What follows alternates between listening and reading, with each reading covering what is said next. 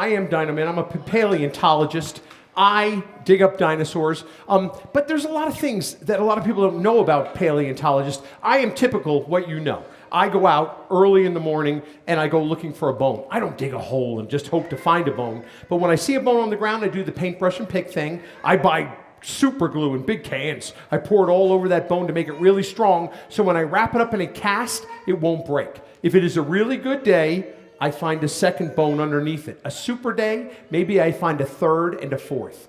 Once I have these guys all wrapped up, I take them to a museum, and a different type of paleontologist, a preparer, takes them out of their jackets in a lab in case they lose some pieces, they can find them. They build a big metal frame to mount them all on so that when you and I go to a museum, we have an excellent idea of what a dinosaur looks like. So different paleontologists are doing different things, but we're all trying to get to a better understanding of the world of dinosaurs. And we do that mostly with fossils.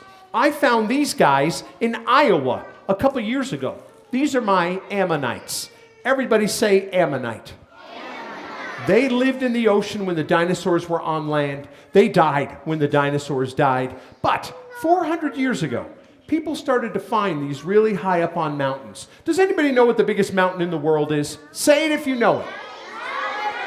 Mount Everest started underwater, and it got pushed up to where it is today. That's why we find sea fossils up on Mount Everest, but back then they didn't know. So the smartest man in England writes a paper, and he says, "It's obvious to me when a snake will climb high onto a mountain, it will curl up, turn to stone, and magically its head explodes." Does that happen to snakes? No, you are smarter than the smartest man in England from 400 years ago. This used to be sap on a tree. It's beautiful. When it's all dried out, we call it amber. Everybody say amber. Amber. People polish amber because it is so pretty. And when they polish it, sometimes they find things inside. This will be too small to see right now. But inside of this is a fly. And the fly in here is 2 million years old. I was in Boston last week, and somebody there asked me, "Is it dead?" Yes, or Boston has exceptional health care. This is the horn of a Triceratops. This is the one down on his nose. It's not the big ones up on his head. But if you could see inside, there are little holes. Because when this guy was alive, his horn is made out of bone, and he makes blood inside of it. That's where we make our blood, inside of our bones. Do you know what a rhinoceros is? Rhinoceroses have horns, but their horns are made out of keratin, the same stuff as your nails or your hair. When you cut your hair, does it bleed? No, and if it does, you should change salons. But if you cut the horn of a Triceratops, it would bleed a lot because it's making blood right inside of his horn. I have one more thing, and I know some people are going to be having lunch shortly. This last thing is gross, so I'm going to suggest that we skip the gross thing and talk about traffic rerouting in downtown Denver at 7:30 a.m. Who wants to talk about traffic problems in Denver? Okay. People with your hands up, you will be employed your entire lives. Who wants to see the gross thing? All right, hands down. I will show you the gross thing, but there are rules. When I show it to you, you will make a gross sound, but then you have to be absolutely quiet so I can explain why I brought it. So on the count of 3, gross noise and quiet for practice. Here we go. 1, 2, 3. Excellent. This is real. It is the oldest fossil that I have with me today. It is a 100 million year old specimen of dinosaur poop. Don't worry, we are not going to pass this around. Do you know why? It's been passed once already. But if we cut this open, we polish it, we look at it with a microscope, we can tell exactly what the dinosaur ate. If we know what he ate and how much is there, we can calculate the calories. If we know how big that animal is, we know that they have to use a lot of energy. Because of these guys, coprolites, we don't think dinosaurs are cold-blooded anymore. They may not be warm-blooded like us. We think they're in between, so we now call them meso-blooded. Everybody say meso-blooded. Now, I have to say something right away, just before we get to the main part of the show. A lot of people have been using the word dinosaur in a derogatory way. Oh, that guy's a dinosaur. Or that business went the way of the dinosaur. No.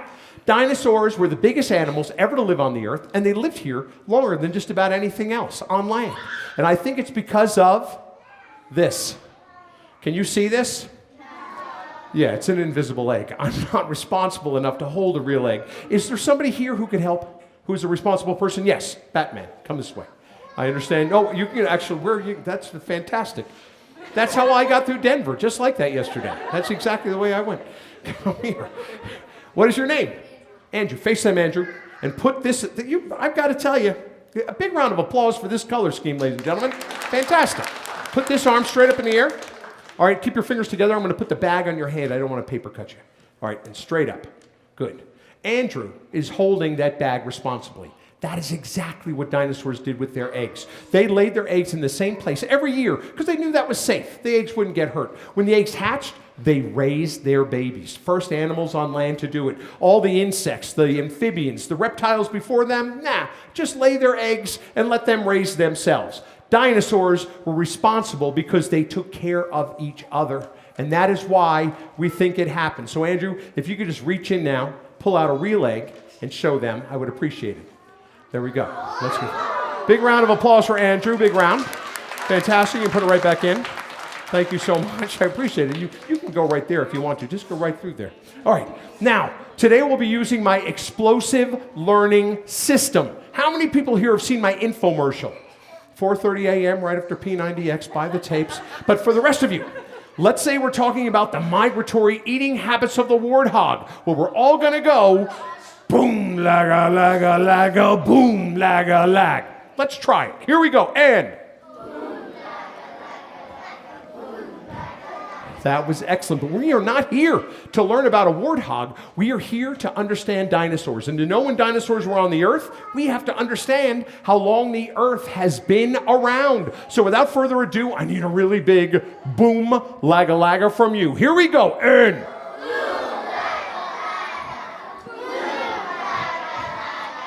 Miss, I just want to say you were excellent, by the way. That was good. Use the arms if you can without hurting your neighbors, because the more you make this motion, the closer you are to becoming the next governor of California. And that is true. Go family values. Now, the Earth is 4.6 billion years old. But the first billion years didn't look like this at all. It kind of looked like Hawaii. It was a big spinning ball of this stuff called magma. Everybody say magma. Magma looks just like lava. The difference is lava has touched the air. Magma has not. Air today protects us. When a big rock from outer space tries to hit us, it rubs against our air molecules. Everybody, rub your hands together. And on the count of 3, we're going to put them on our face and feel how warm they get. Here we go, really hard. 1, 2, 3. That is called mechanical friction. When a rock tries to hit us today, it rubs against our air molecules, burns up, we are protected. Mechanical friction is everywhere. The threads of your clothing are held together by it. Without mechanical friction, this would look like a Lady Gaga concert. But back then, no mechanical friction. So things from outer space constantly bombarded our planet. But then, the next 3 billion years, a miracle happened. The oceans filled up with water. The miracle is, there's no scientist today who can explain where our water came from. We're going to figure it out. Maybe one of you guys will, but right now we don't know. But if you looked into that water with a microscope, you'd see the first living things, and they would look like my lunch. Egg salad sandwich.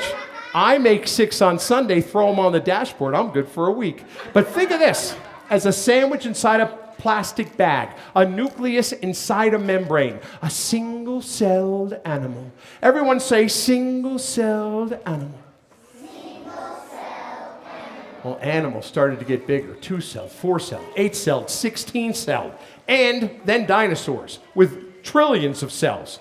And of course, I want to go back to the egg because that's how dinosaurs started. And I want to show you how big a dinosaur egg can actually get.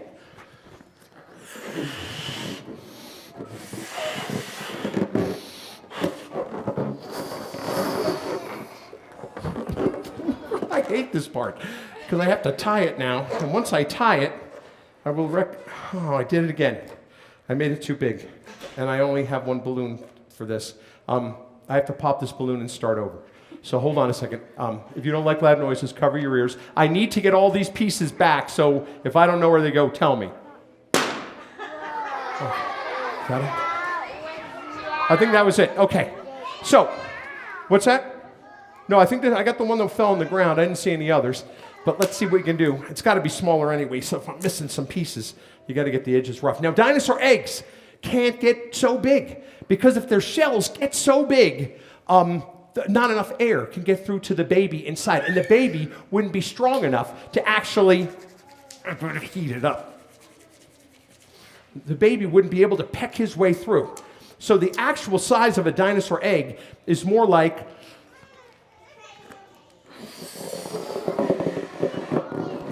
that size.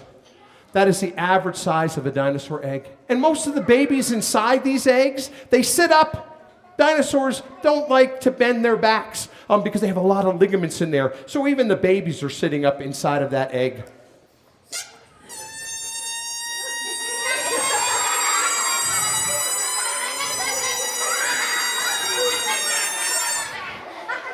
Now, the way we know about this stuff is through fossils.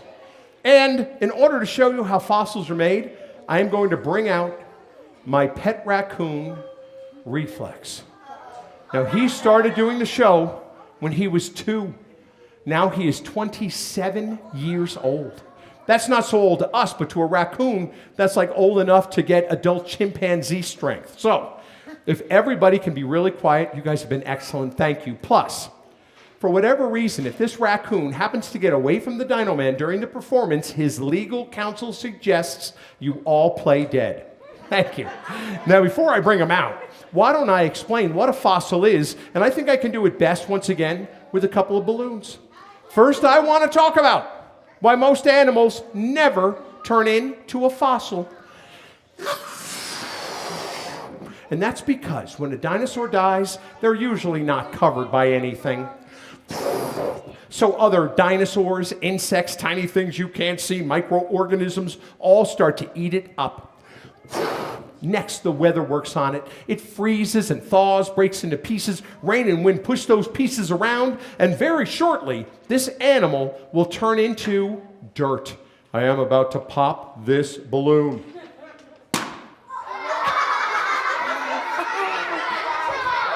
I know. I think I should invent a show called the Balloon Popping Program. But this is really rare, and sometimes it happens.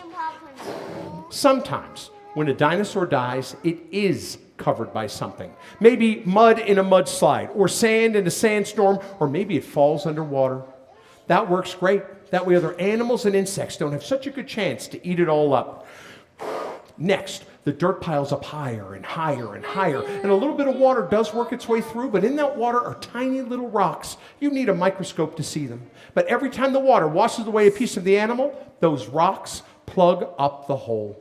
Pretty soon the whole animal is washed away, replaced by the rocks. The dirt around it holds it in shape, and if everything goes exactly right, this animal has an excellent chance of turning into a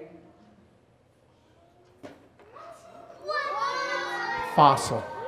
Just like this pin going through the balloon. When it went in, it took away some rubber, but it plugged up the hole with the metal. Same thing when it came out the other side. That's exactly what happens to a fossil, but instead of pins, they're tiny rocks. They all get glued together, and if it all goes well, it will turn into a fossil.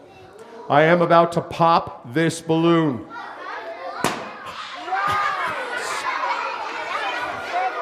I am now going to attempt to do this with my pet raccoon. But I want to say right up front, this is the one point in the program where you may see adults start to cry.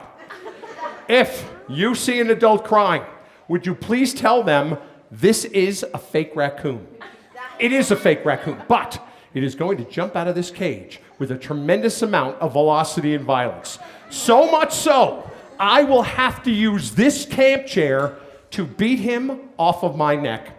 I will then put him into the briefcase, turn him into a fossil. We will all be happier, but then he will eat potato chips. That happened about an hour ago. All right, now, is he real? No. But I'm going to use my professional acting ability to make you think he is. And I'm really good. Here we go. Shh. These are nice people. You are going to be nice. I am going to be nice. Everybody in this room is going to be very well. Whoa, whoa, whoa. Everybody, say hi. You can say hi to the raccoon. He's okay.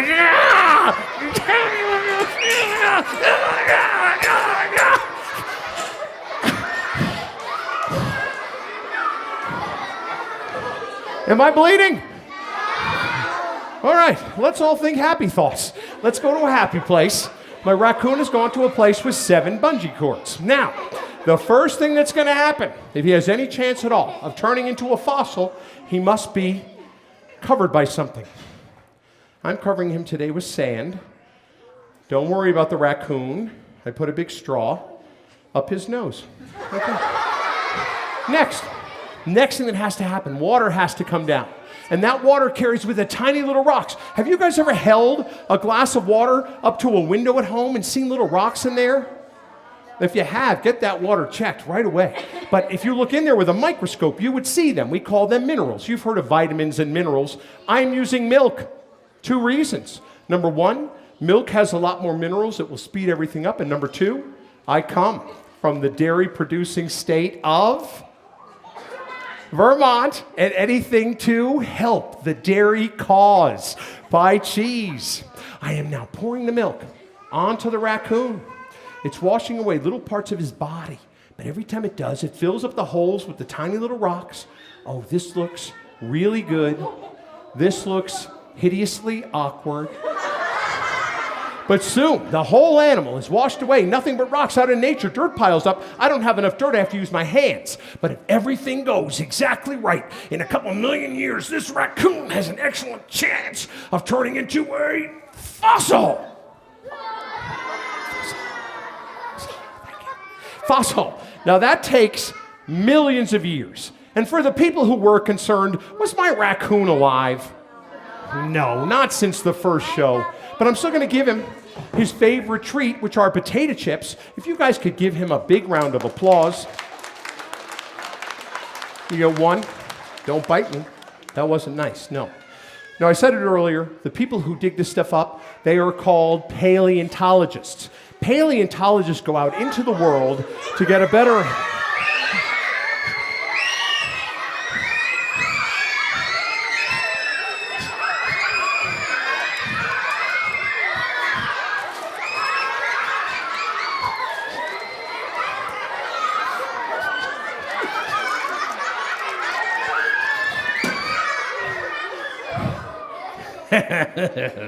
And so, we can all sleep equally well tonight. I want to point out, my raccoon is not real. He's what we call a spring toy. He's a big spring with fur wrapped around it. So if I push on him, he gets smaller. If I pull, kind of looks like he's alive. If you're thinking about making one of these, I'm not from here, so it's not this exit. It's the next one down on I-25. Lots of free fur. I can't take all of it, so help yourselves. Did anybody see this bag move? Yeah. Let's see if we can make it happen again.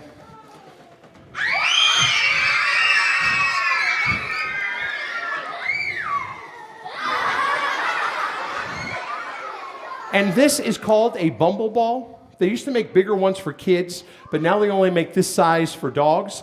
I think that explains a lot about my own children's orthodonture needs. And if I'm not trying to come up with that payment, I like to read about other scientists. My favorite in the world is a girl, and her name is Mary Anning. Everybody say Mary Anning. Have you ever heard of the nursery rhyme, "She sells seashells on the seashore"? That was written about Mary Anning, but when she was tiny, she's running home with her babysitter. Big rainstorm. All of a sudden, bam! Mary Anning gets struck by lightning.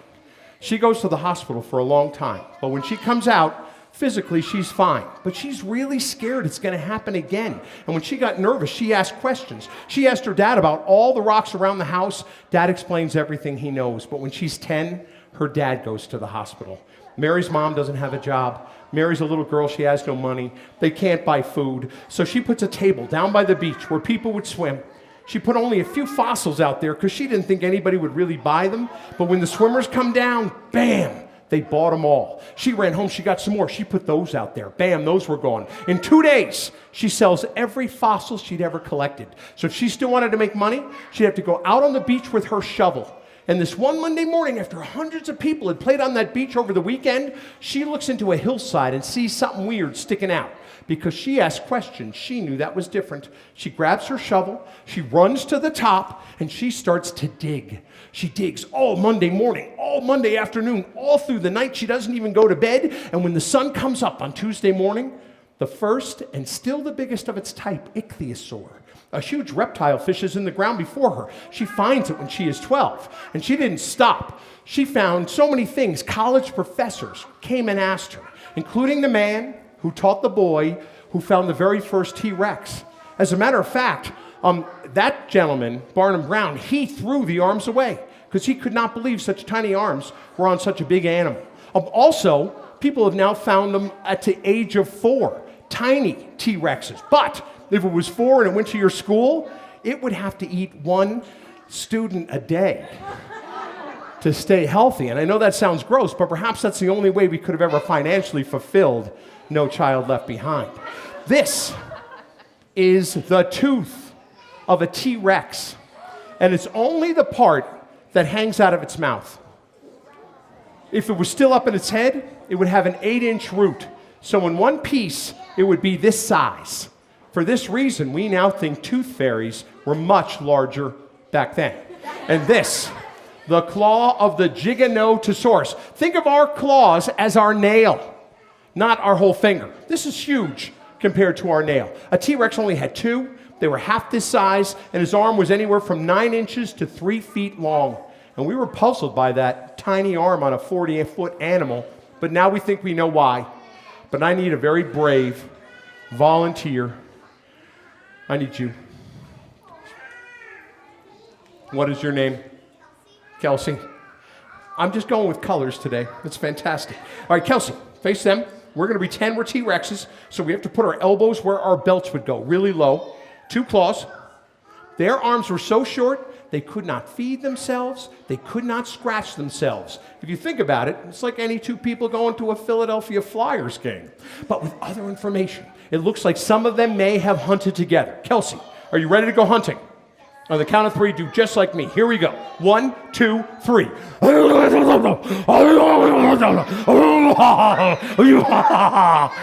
know, it's like we're at an AC/DC concert. Okay, now, turn sideways, Kelsey.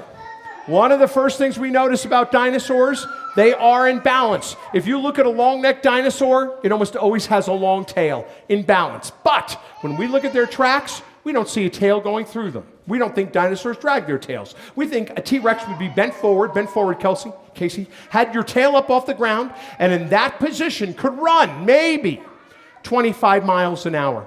So if you went looking for a real live T-Rex, what is the most important thing to bring? A slower friend.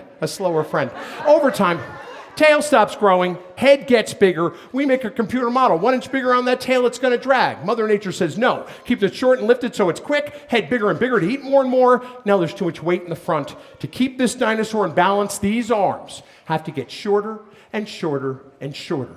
We are now going to do a visual experiment for you. I'm going to pick you up and put you on this table. Is that okay? All right, you sure? Okay. You didn't even know I don't have liability. Come on over here. Where you go? Okay. Here we go. Now lean back so I don't bang you on anything when I'm picking you up. Okay. There you go. All right. Your shoes are your total body weight. So bend those knees. Bend them the other way. There you go. Your head's going to hang off just a little bit. And keep your legs bent, just like that. Cross your arms. I want you guys to notice, of course she is a human being, and that is why she is balanced between these two chairs. But imagine for a second that this part that we have covered up is the tail of a T-Rex. That tail would balance, can you hold on to that with your hand there? There you go. This tail would balance the head. The head would balance the tail. Stay very still. And that is why the T-Rex lives on just 2 legs. I pulled the other chair out. It is so cool. You should see it. The head balances the tail. And to keep it in balance, these arms get shorter and shorter and shorter. Let's give our volunteer a very big round. You can let it go. You want to get, well, you good? Okay, good. Big round of applause. Now, if I was going to do a show on dinosaurs, I should bring some dinosaurs to show. This first one is a mom or a dad. It's an adult. This is as big as this type gets. I need you guys to back up a little bit. And please, don't touch them now, but you will be able to touch them in about 5 minutes.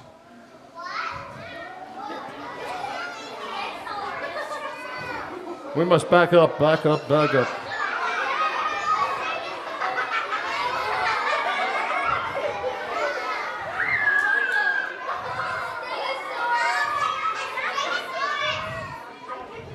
You're moving up, moving. You gotta move back again. What are you doing?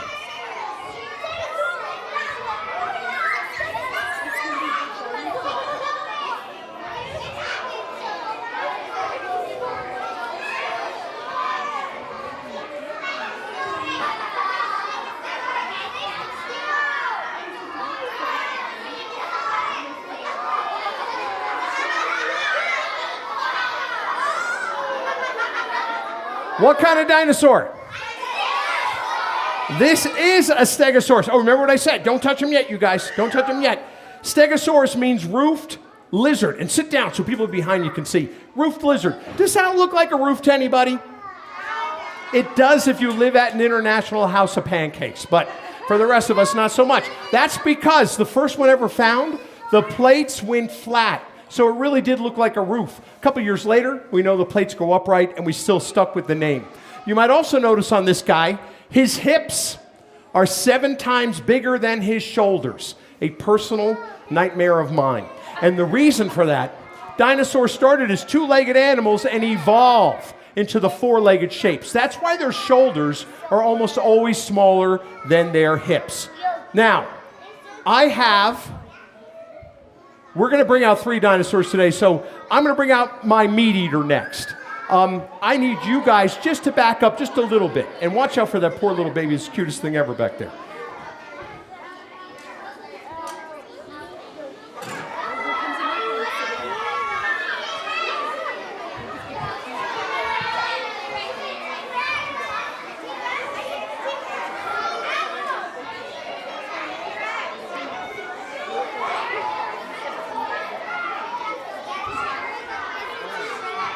What kind of a dinosaur is this?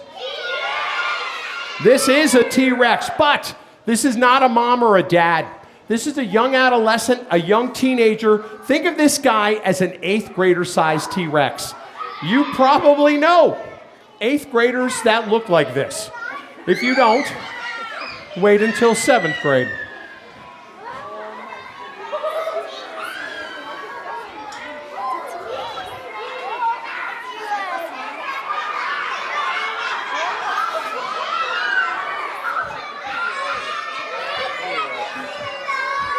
And even, can you guys back up so I can get by you? Thank you so much.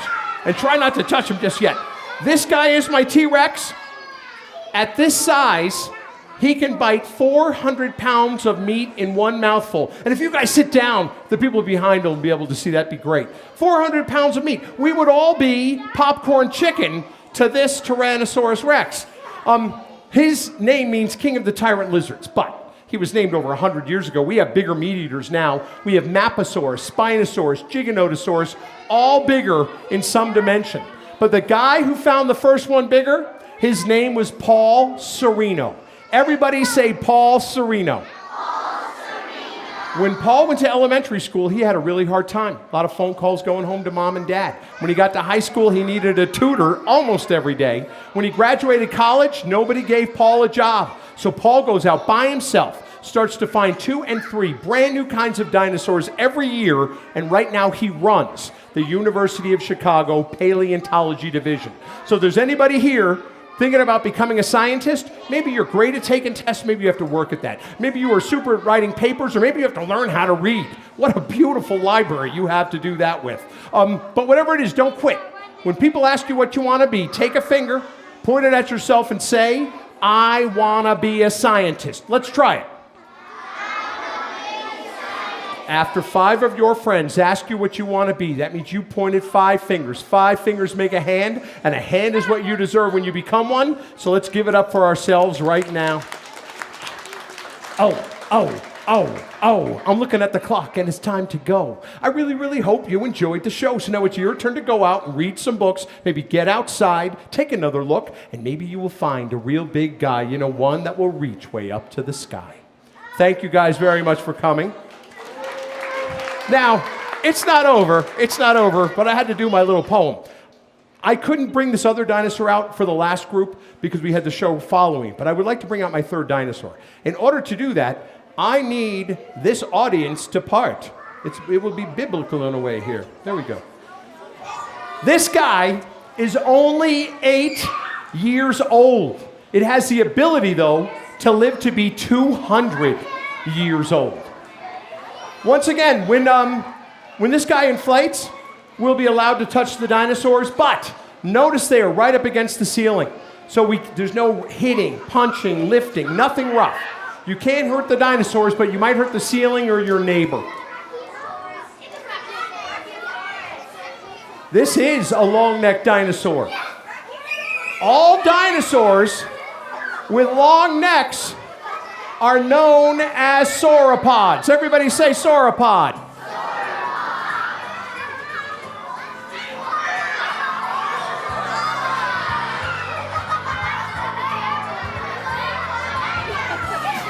Ladies and gentlemen, please remember the rules. No running, hitting, punching, kicking, lifting, nothing rough. Please be aware of your friends and neighbors and the ceiling. If you would like to gently touch the dinosaurs, go ahead.